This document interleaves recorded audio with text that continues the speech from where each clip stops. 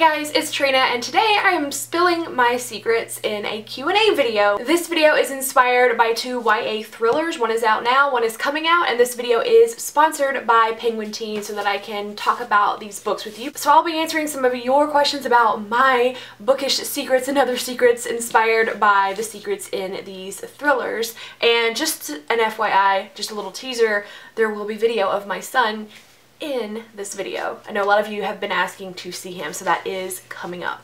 Let me tell you about these mysterious books first. The first one is People Like Us by Dana Mele. I'm not exactly sure how to pronounce this. I was not able to find any videos of her saying her own name or any audio clips, so I'm sorry if I got that wrong, but People Like Us is a YA thriller. It is out now. It came out in February, and it is a debut novel of this year, and this is a mystery about a girl, Kay. She is a soccer star. She is a popular girl in her private school, and there is a body that was found, and the girl that was murdered was actually blackmailing our main character, Kay, through this internet scavenger hunt. So Kay finds herself being a suspect, and a whole lot of other students in this private school are also implicated. This has been compared to Gossip Girl, Pretty Little Liars, Riverdale, and Mean Girls, and it just sounds really, really interesting to me. I was really interested in this one already before I was approached by Penguin Teen to do this video. I cannot wait to read it. The second mystery I want to tell you guys about is Lies You Never Told Me by Jennifer Donaldson.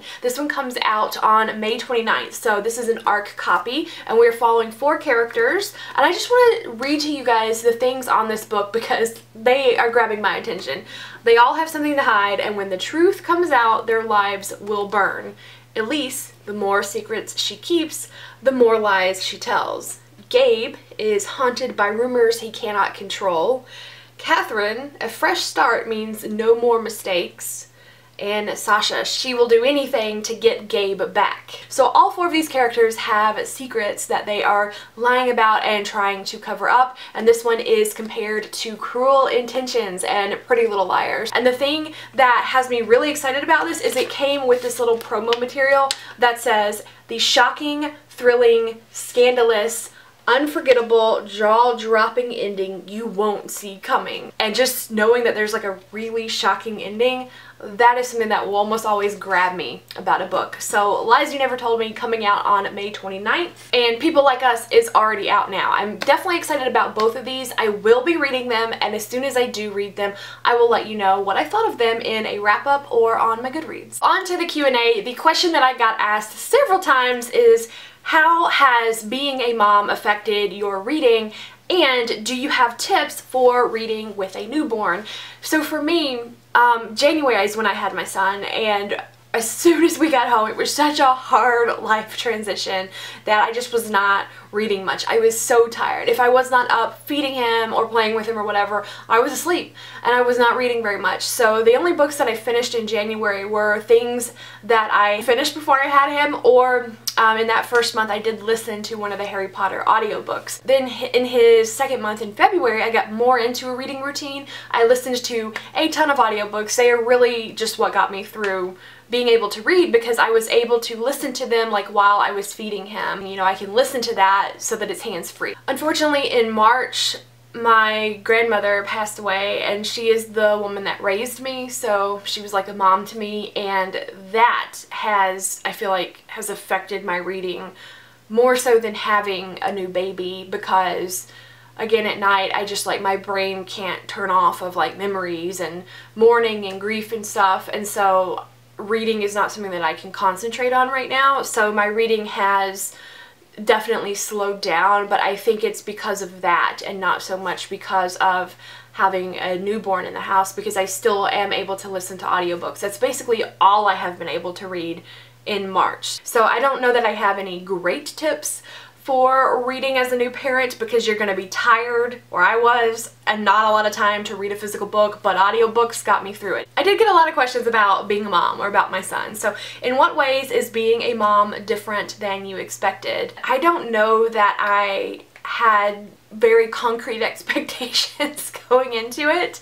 Things are just different, and I'm having to get used to that I cannot control things. Like, the biggest thing that I guess I didn't expect to be a challenge that has been a challenge is breastfeeding. It's a lot harder than I thought it was going to be, and I even knew going into it that it was going to be hard, that some women just have a lot of difficulty with it, and that there's a learning curve involved, and there's definitely a learning curve, not just for you as the mom, but also for the baby. You know, they do have certain reflexes and instincts, but it's definitely something that is learned. And so that's just something that I guess has been a challenge, because I'm always questioning, like, am I able to feed my son? Is he getting enough?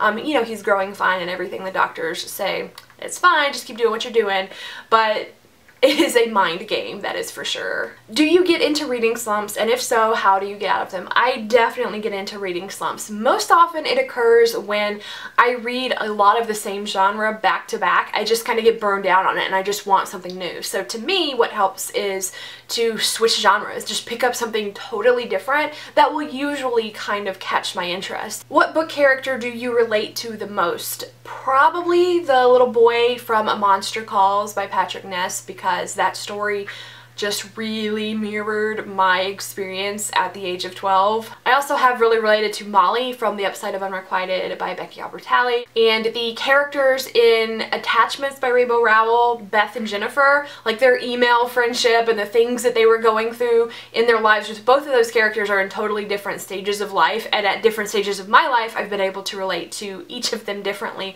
But I remember reading that book, I was like, oh my gosh, this is my life, this is my friendships. What is your favorite romance trope? I think I like a combination of enemies to lovers mixed in with like being forced to work together for a common goal. What book are you most excited for your son to read when he's older, but you can't say Harry Potter?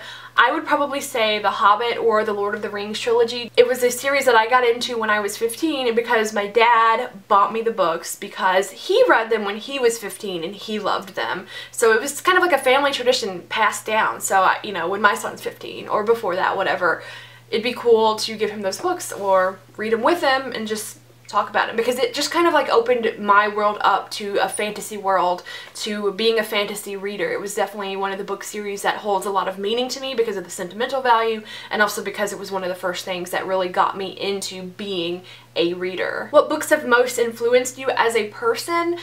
I don't know that there's any books that I've read that I'm like, oh, I take a life lesson from that and I'm gonna do that same thing in my life, but I think that the Lord of the Rings series would kind of fit that, because like I said, that was kind of the moment that I realized I want to be a reader. I want to read more like this. I love the fantasy genre, so it was kind of like a doorway for me. One book that I think has helped me in my personal life is Motherless Daughters by Hope Edelman, because I've had a lot of grief when my mom passed away as a kid, and you know, kind of dealing with that, and that book helped me to understand myself very well. And then another book is If I Stay by Gail Forman. That book had just a big impact on me in how to deal with grief. Just some lines of that book and watching how the family members were reacting to, you know, losing loved ones, that is definitely something that has been on my mind a lot recently with the passing of my grandma. And it's just a book that, you know, left a lasting impact on me because of some specific scenes and quotes. What are some 2018 book releases that you are looking forward to? I am definitely excited about the new Mindy McGinnis book, which comes out on my birthday, April 10th.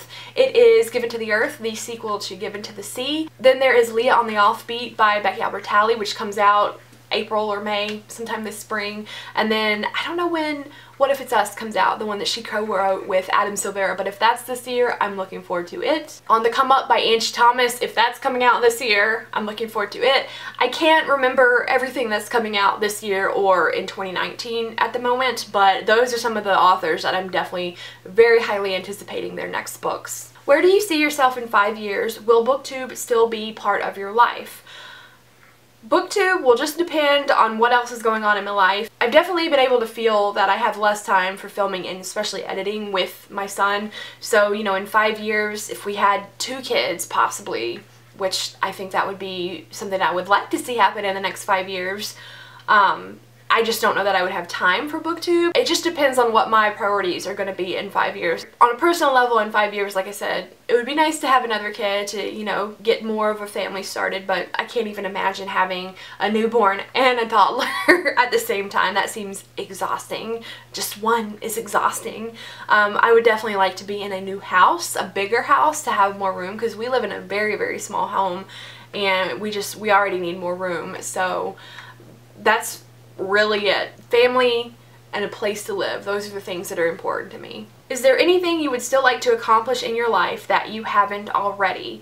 I have never traveled overseas or out of the country, and I would really love to do that before I die. There are a ton of countries I would love to visit. I'd love to be able to travel to every continent sometime in my lifetime, and all 50 states.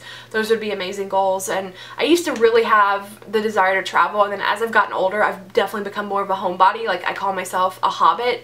I love the comforts of home, and travel gives me a pretty good deal of anxiety, but I still would love to experience more of the world. What author would you want to write your life story? I would want Becky Albertalli to write my life story, because she has just nailed the emotions and just everything behind, you know, what it felt like for me being a teenager. Like Simon versus Homo sapiens agenda, I am not a gay teenage boy, obviously, but I so related to that character just because of the way that he experienced crushes and friendships and being in his drama club. Like, those are things that I experienced as a teenager. And then of course with Molly, who is like, you know, the textbook copy of myself. Just the way that she captures the teenage experience and the relationships with friends and family and crushes. It's like she tapped into my brain and wrote my experience. So I think she would definitely do a great job writing about young Trina. What is the best and worst job that you've ever had? I don't want to talk about this because I had a very terrible job. It's left me emotionally scarred, I'll say that, and it's given me a lot of issues with jobs since then. And I don't want to talk about it because I still have a very high lingering fear that it can affect me in some way even now, even though there are like no more ties to that job or that person, but like it's done some damage, and I'm afraid to even talk about it. What debuts have you read or are you interested in of this year? People Like Us is one of them that I mentioned at the beginning of this video. I'm also currently reading Emergency Contact by Mary H.K. Choi. But I haven't finished it yet. And I think that the only other debut of this year that I've read so far this year is Your One and Only, which I actually DNF'd because I didn't like it. I don't know of any other debuts that are coming out because I've just, like, if I hear of them and I realize it's a debut, that kind of makes me excited. But I used to run a Goodreads debut group and I just don't have time to go through every single publisher catalog out there now and see which ones are debuts, so I haven't been keeping up with them this year. But if you know of any, let me know, because I would definitely be interested in reading and supporting more debut novels. Who are some of your favorite audiobook narrators? January Lavoie. Did anybody not see that coming? I've gushed about her a million times. What is the best part of being a mom so far?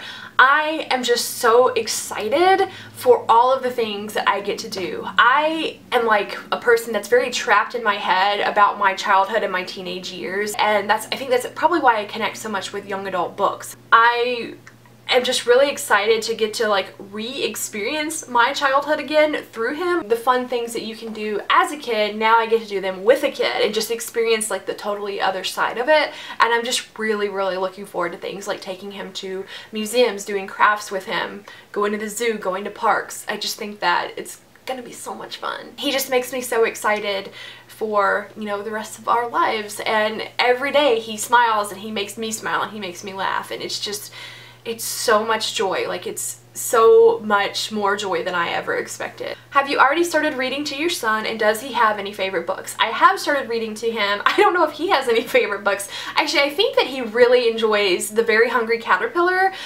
because he loves the pictures in that one. For some reason, he stares at the pictures in that one more than anything else. I think it's because they're such bold colors. We read Sandra Boynton books to him. I've got a few of those memorized because they're so short and they rhyme. I love them. They're very cute. One of my husband's favorite ones ones to read with him is Guess How Much I Love You, about the bunnies, and we always say to him, I love you to the moon and back. So yeah, we have started reading to him. We're only really rotating like maybe 10 books so far, but he also listens to audiobooks with me when I listen to them. What is something you're proud of achieving this year, and what are you most looking forward to this year? I am proud of achieving having a kid, because I did not know if it was ever going to happen for me. It's something that I feel like I've always wanted and have always been afraid of. And so having a son now, having a family, it's amazing, and I think I'm coping with it better than I expected to. And something that I am looking forward to this year, I don't even know. Just making it through the year. I don't know of any big events that are coming up, really. It's kind of a shame that I don't have things I'm looking forward to. I mean, I'm just looking forward to every day, honestly. What is your favorite cereal? Probably Fruit Loops, but I don't normally eat those. I eat like Honey Nut Cheerios. If you could only save one book from your shelves, what would it be and why? If my house were on fire and I only had time to throw one book out the window into the yard, I would go for my Lord of the Rings copies. It is a box set, so I'm gonna pretend like this counts as one item, because I'm not gonna take the time if my house is on fire to take these books out of the box, you know. But if you want to be technical and I could only save one, it would be The Hobbit. It would be that edition, because these are the copies that my dad gave me. We've got some other editions too, but these are the originals from my dad. I think they probably hold the most sentimental value of all the books on my shelf. What is your all-time favorite audiobook? I feel like I have several. I love the Diviner series. I love the Illuminae files. I love the Themis files. And I do have a video on all-time favorite audiobooks if you want to know more, but cannot recommend those enough. What do you like better, a good protagonist or antagonist? Both. I think you really have to have both to make a book have a lot of good substance, but I definitely find antagonists to be more compelling when they have a story that makes you understand them and relate to them. I think that's definitely always compelling, because those things are always kind of the norm with your protagonist. What are things that make a book stand out to you? If it's an author I love, I'm always going to want to pick up their, newest book, as long as it's not something that has like one of my personal triggers or just things I will not read about. And I know people hate books being compared to other books, like this is the new Game of Thrones, this is the new Gone Girl or whatever. But those actually tell me a lot about a book. Like if they name a book that I really like and I'm like, yes, I want to read more in that vein, then of course it's going to make me be interested in a book. Things that have a good hook, that promise twists, that promise, good romances or big epic quests and stuff like that, those are things that usually I find myself drawn to. That's really all I'm gonna have time to do right now. I got a lot more questions of that. Thank you so much for everyone that did submit a question. A lot of the ones that I didn't answer are things that I just can't think of an answer for, because sometimes I'm not great at coming up with answers. One more question that I was asked before we go is, can we see the baby? So I will insert a little video of him here. Enjoy these clips and I will see you in the comments. Bye!